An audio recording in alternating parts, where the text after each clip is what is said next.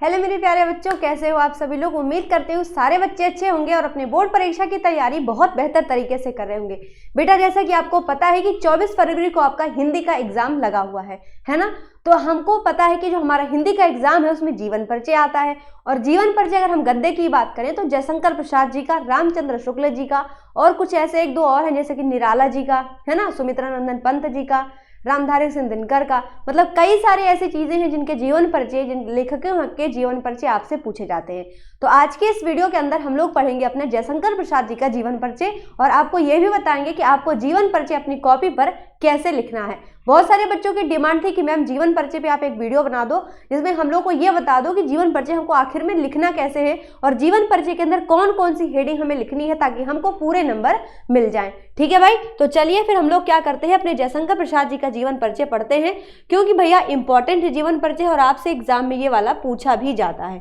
ठीक है, अगर मैं कहूँ चांसेस की बात तो लगभग जो है भाई, लगभग आपके जो पेपर है उसमें अगर मैं कहूँ कि 95% चांसेस होता है, 96% मैं कहूँ कि जीवन परिचय जयशंकर प्रसाद जी का पूछा जाता है। ठीक है, तो देखो सबसे पहले आपका काम क्या होना चाहिए, कॉपी पे साइड में क्या करना है, दाहिने तरफ आपको क्या बनाना है, एक छोटा सा बॉक्स बनाना है। ठीक, उस बॉक्स के अंदर आपको क्या नाम लिखना है, जन्म, जो भी आप जिसके भी जीवन परिचय लिख रहे हो उनका जन्म, जन्म स्थान, पिता का नाम, यदि माता का नाम है तो माता का नाम भी आप हेडिंग बनाओगे यहाँ, मृत्यु और रचनाएं, इंपॉर्टेंट 4-5 रचनाएं आपको यहाँ पे साइड में से बॉक्स बना के लिख देना है। ठीक, अब जन्म जो है, जन्म कब हुआ है, कहाँ पर हुआ है, पिता का नाम, जैसे मान लो हमने जयशंकर प्रसाद जी का लिया तो जन्म कब हुआ था, 1889 ईस्वी में, जन्म स्थान काशी है, पिता का नाम देवी प्रसाद, मृत्यु हुई 1937 में। इंपॉर्टेंट रचनाओं में 4-5 रचनाएं लिख दी, कंकाल, तितली, इरावती, लहर, कामायनी, कुछ भी आप 4-5 रचनाएं आपने लिख दिया। ठीक है, साइड में ये बॉक्स बना दिया। अब एकदम ही किनारे नहीं बनाना, थोड़ा सा कॉपी से मतलब इस तरफ जो दाहिने तरफ आपका होगा थोड़ा सा फासला छोड़ करके आपको बॉक्स बना के इसमें वो लिखना है। ठीक है, अब इस तरफ दूसरी तरफ आप लिखेंगे जीवन परिचय, हेडिंग डालेंगे क्या, जीवन परिचय। तो आप लिखना शुरू करेंगे और हाँ, जब पूरी थ्योरी जैसे कि जयशंकर प्रसाद जी का, तो जयशंकर प्रसाद जी का जीवन परिचय आपको लिखना कैसे है, कौन कौन सी चीजें इनके जीवन परिचय में आपको डालनी है, वो सब कुछ हम लोग एक एक पॉइंट देखते हैं। ठीक है, तो जयशंकर प्रसाद जी का जन्म 1889 ईस्वी में काशी में हुआ था। देखो सन मैंने कहाँ पे लिखा है, इसको अलग कलर से, तो वैसे ही जब आप अपना लिखोगे आंसर तो हिंदी जो आप लिख रहे हो उसमें आप नीले कलर से लिख रहे हो, बीच में जो इंपॉर्टेंट जैसे कि डेट ऑफ बर्थ यानी कि उनका सन, जन्म का समय, वो आप ब्लैक पेन से लिख दो, कहाँ हुआ था स्थान ब्लैक पेन से लिख दो, पिता का नाम जैसे कि आया तो ब्लैक पेन से लिख दो, मृत्यु ब्लैक पेन से लिख दो।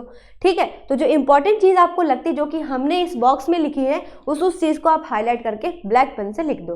ठीक है, तो जयशंकर प्रसाद जी का जन्म कब हुआ था, सन 1889 ईस्वी में काशी में हुआ था।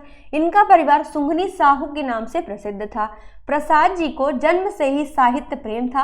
प्रसाद जी 9 वर्ष की आयु में ही कविता किया करते थे, मतलब जब ये 9 वर्ष के थे तभी से इन्होंने कविता लिखना शुरू कर दिया था। ठीक है, कुछ समय बाद इनके पिताजी की मृत्यु हो गई, बचपन में ही इनके पिताजी की मृत्यु हो गई। तो आगे इनके साथ क्या हुआ, आगे क्या हुआ कि इनके जो बड़े भाई थे उन्होंने क्या किया, इनका पालन पोषण किया। बेटा जीवन परिचय जयशंकर प्रसाद जी का बहुत अच्छे से याद कर लेना, एक एक पॉइंट जितना यहाँ मैंने लिखा है सब चीज का स्क्रीनशॉट लेते चलना, क्योंकि आपके लिए ये इंपॉर्टेंट है। और जब जयशंकर प्रसाद जी का जीवन परिचय आएगा, जैसे मैंने आपके लिए यहाँ लिखा है, सेम टू सेम पेपर में लिख के आना, पूरे ही पूरे नंबर लेके आओगे। क्योंकि अगर हमें लिखने का तरीका बेटा नहीं अच्छे से आता है, हम कितना भी लिख के चले आए, जब तरीका हमने गलत कर दिया है तो पूरे नंबर नहीं मिलते हैं। समझ गए, हिंदी में 70 में 70 नंबर लेके आना है अगर ना, तो जीवन परिचय कुछ ऐसी चीजें हैं जो कि आपको परफेक्ट तरीके से लिखनी होती हैं। ठीक है, तो इनका पालन पोषण तथा शिक्षा का प्रबंध इनके बड़े भाई ने किया। सर्वप्रथम इनका नाम क्वींस कॉलेज में लिखाया गया, किंतु वहां मन नहीं लगा और घर पर ही रहकर शिक्षकों से शिक्षा प्राप्त की। तथा कुछ समय बाद जब प्रसाद जी 17 वर्ष की आयु के हुए, इनके भाई की भी क्या हो गई, मृत्यु हो गई। ठीक है, तो भाई जब बड़े हुए तो इनकी शादियां हुई, शादियों में जब पहली शादी हुई तो इनकी पहली शादी के बाद इनकी पत्नी की मृत्यु हो गई, फिर उन्होंने दूसरी शादी की, दूसरी की भी मृत्यु हो गई, तीसरी की भी मृत्यु हो गई। तो क्या लिखोगे लाइन, इनकी 3 शादियां हुई किंतु तीनों की असमय मृत्यु के कारण अत्यधिक चिंताओं के कारण क्षय रोग से पीड़ित हो गए और सन 1937 में स्वर्गवासी हो गए। आपने पूरी जीवन परिचय अच्छे से यहाँ पे लिख दिया। जब आप 12th में जाओगे तो वहाँ साहित्यिक परिचय पूछा जाता है, लेकिन हाई स्कूल में आपका जीवन परिचय परिचय आपको दिया जाता है, मतलब उनके जीवन से संबंधित क्या क्या चीजें आपको मालूम है वो आपको लिखनी होती है। ठीक, जीवन परिचय जैसे ही आपने खत्म किया, आप हेडिंग डालना शुरू करोगे। सबसे पहले भाषा शैली, भाई कोई भी लेखक है तो उसकी भाषा शैली होती है ना जिसमें वो लिखता है। तो जयशंकर प्रसाद जी की भाषा शैली कैसी थी? प्रसाद जी की भाषा शुद्ध व सरल व सांस्कृतिक खड़ी बोली थी या है। शैली में आप कौन कौन सी शैली का प्रयोग करते हैं? वर्णनात्मक शैली, अलंकारिक शैली, भावात्मक और चित्रात्मक शैली। ठीक, तो आपने जीवन परिचय खत्म करने के बाद दो ये हेडिंग डाल दी, एक तो भाषा शैली, दूसरी शैली। ठीक है, अब क्या डालोगे हेडिंग? महत्वपूर्ण रचनाओं की। बीचों बीच कॉपी में डालना हेडिंग महत्वपूर्ण रचनाएं। ठीक, अब देखो महत्वपूर्ण रचनाओं में एक तरफ से नहीं लिखना है, मतलब एक तरफ से रचनाएं लिखते चले गए, ना ना ना, आपको क्या लिखना है? जो भी जैसी जो रचनाएं हैं उसका उसमें हेडिंग बना के लिखना है। कैसे? जैसे जो नाटक है तो नाटक हेडिंग में लिखो कौन कौन से नाटक हैं, जैसे कहानी है तो कौन सी कहानी है। आप हर एक चीज़ों का हेडिंग बना के बेटा जब तक लिखोगे ना बहुत अच्छे नंबर मिलेंगे, है ना। कॉपी लिखने में सबसे परफेक्ट काम करता है हेडिंग। अगर आपने हेडिंग बनाई है तो समझ लीजिए कि नंबर आपको अच्छे मिलेंगे, है ना।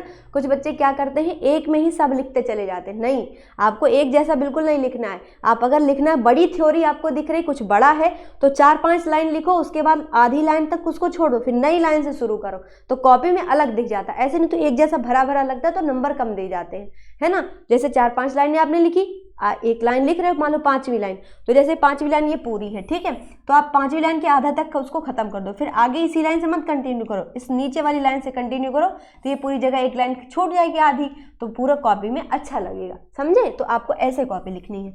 अभी कॉपी लिखने का वीडियो हम लोग बनाएंगे आपके लिए, ठीक है। तो कैसे आपको कॉपी लिखनी, कुछ हम लोगों ने, हमारी ऑफलाइन बच्चे हैं उन्होंने टेस्ट वगैरह हम लोगों ने कॉपी में कराए हैं, तो कॉपी उनको कैसे लिखवानी है वो हमने उनको बताया है, तो आपको भी हम लोग सिखा देंगे, है ना भाई, टेंशन बिल्कुल नहीं लेना है।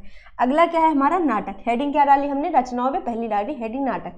इन रचनाओं में कोई भी आप हेडिंग आगे पीछे कर सकते हो, मतलब पहले कहानी लिख दो, चाहे पहले नाटक लिख दो, चाहे पहले कोई काव्य लिख दो, कुछ भी आगे पीछे कर सकते हो। जरूरी नहीं है कि जैसे मैंने पहले नाटक लिखा तो आप भी पहले नाटक ही लिखो, मैंने पहले कहानी लिख दी तो आप भी पहले कहानी लिख दो, सीक्वेंस में नहीं, आगे पीछे कर सकते हो, कोई समस्या नहीं, पर जो जिसका विधा है उसमें ही लिखना है। जैसे नाटक में है स्कंदगुप्त, चंद्रगुप्त, ध्रुव स्वामी, जन्मेजय का नाग्यज्ञ, तो आप नाटक की हेडिंग के अंदर इसको लिखना, समझ गए ना।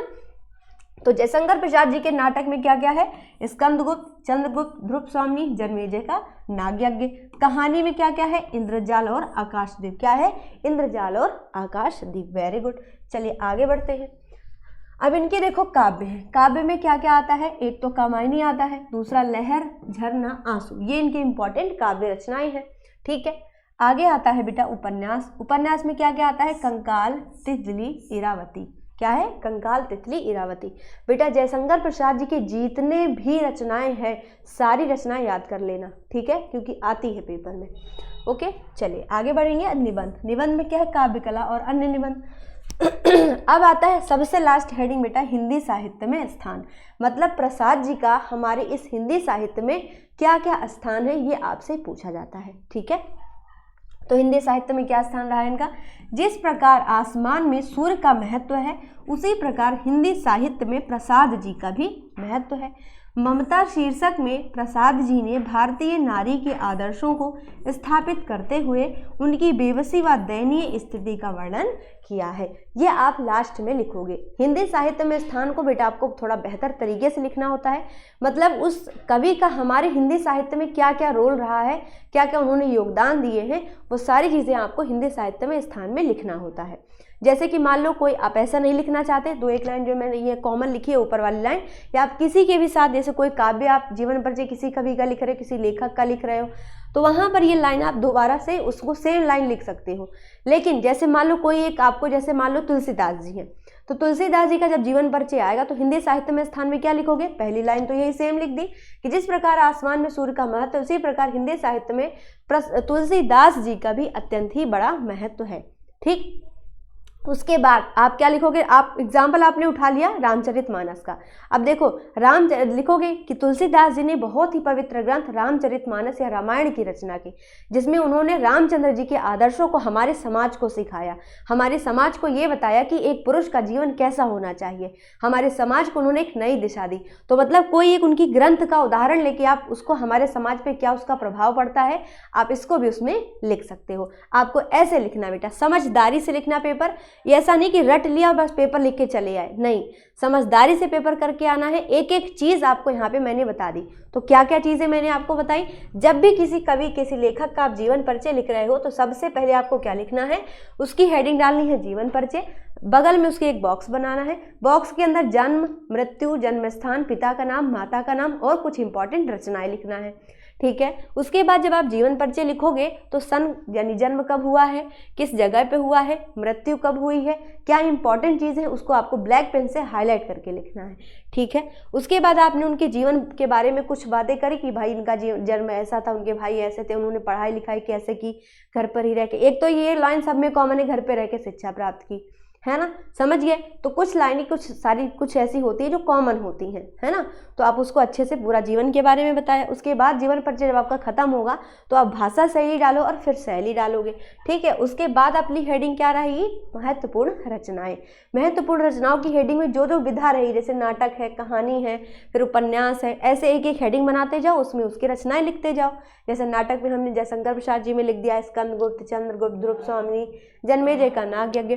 फिर कहानी में हमने लिख दिया इंद्रजाल, आकाशदीप। उसके बाद अगला जो हेडिंग हमारा आएगा उसमें काव्य लिख दिया, है ना। जब भाई इनके जो जो भी हैं सब आप लिखते जाओ। जरूरी नहीं है कि सारे लेखक में आप ये सारी हेडिंग लिखो, कुछ लेखकों में काव्य वो लोग नहीं लिखते हैं, समझ गए ना। तो काव्य कुछ में हेडिंग पड़ेगी, कुछ में नहीं पड़ेगी, जिसमें जो होगा। ठीक है, तो काव्य में जयशंकर प्रसाद जी में क्या है, कामायनी, लहर, झरना, आंसू। उपन्यास में क्या है, कंकाल, तितली, इरावती। निबंध में काव्य कला और अंध निबंध। और सबसे अंतिम में हेडिंग डालोगी हिंदी साहित्य में स्थान। हिंदी साहित्य में स्थान को आपको बेहतर तरीके से बेटा लिखना है, ताकि ये लगे कि हाँ बच्चे ने बढ़िया से पढ़ाई की है और बच्चे ने स्टडी पावर क्लासेस से पढ़ाई की है। समझ गए ना। तो चैनल पर अगर आज पहली बार आए हो तो चैनल को ज़रूर सब्सक्राइब कर लीजिएगा। और एक एक पॉइंट जो आपको बताते चल रहे हैं, हिंदी का पेपर 24 तारीख को है ना, उसके पहले अगर आपने सारी वीडियोस देख डाली ना तो समझ लो हिंदी का पेपर बिल्कुल 100% परफेक्ट जो है अच्छे से पेपर आपका होने वाला है। और एक इन्फॉर्मेशन आपको बता दी, जैसा कि मैंने आपको कहा था, मैंने कमेंट में भी पिन किया था मैसेज कि हमारे जहाँ हमारा ये सब चलता है क्लासेस वगैरह, सामने क्या है गली में किसी के यहाँ भागवत हो रही है।